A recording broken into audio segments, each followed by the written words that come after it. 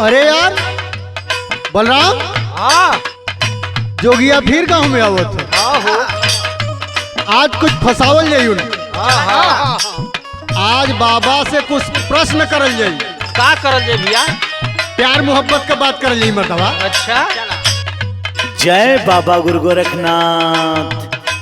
और बेटा क्या सोच रहे हो बेटा? कुछ हमने के प्यार मोहब्बत का बात बता देते हैं। काहे लोग कहलन कि आंख बूंद के आदमी प्यार करल नैन चार हो गई। हमने समझ ना पाइला बाबा, तो समझा देता। प्यार का रूप जानना चाहते हो बेटा? हाँ बाबा। सच में जानना चाहते हो? हाँ बाबा। सुनो बेटा, मेरी बात ध्यान से सुनो। बताओ बाबा। प्यार के रूप जारू हो बाटे, प्यार के रूप जारू हो बाटे, कैसन जानल चाहेला।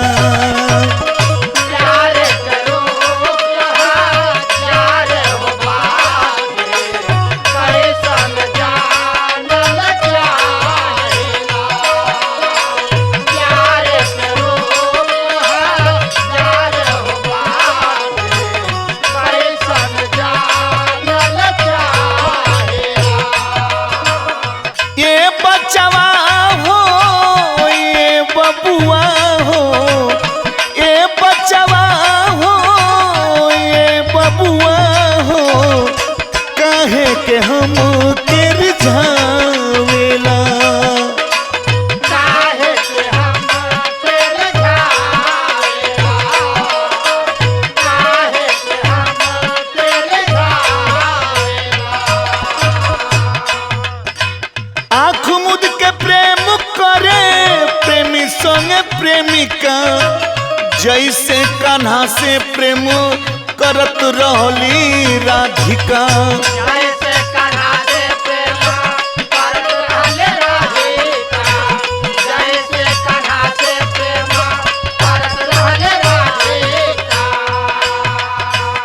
सच्चा प्यार ही पावन जग में, सच्चा प्यार ही पावन जग में, रोवे लाख न पावेला।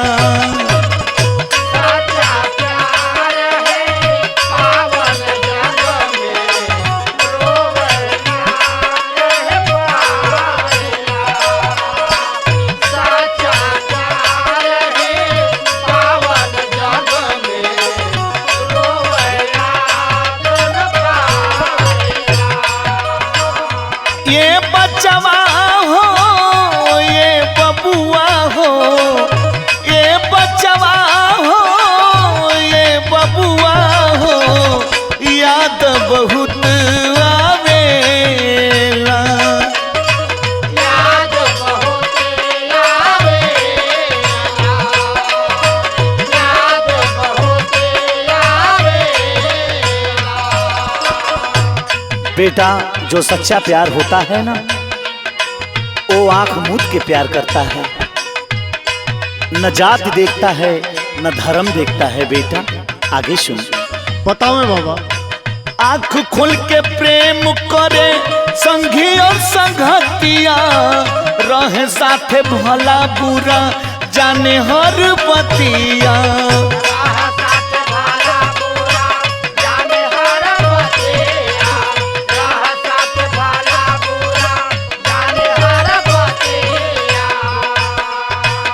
घात करे ना मित्र से अपने, घात करे ना मित्र से अपने, भले ही जान लुटावेला।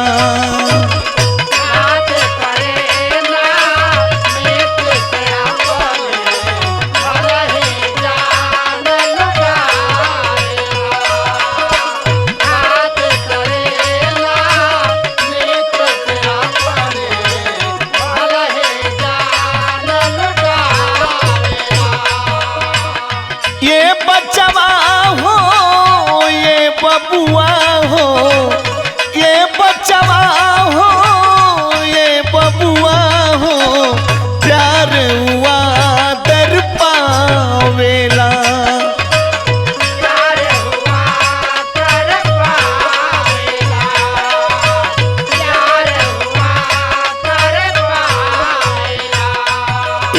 अमर प्यार पति पत्नी का होता है बेटा, जो कि लड़ते झगड़ते रहते हैं उसके बाद भी वो प्यार अमर होता है बेटा।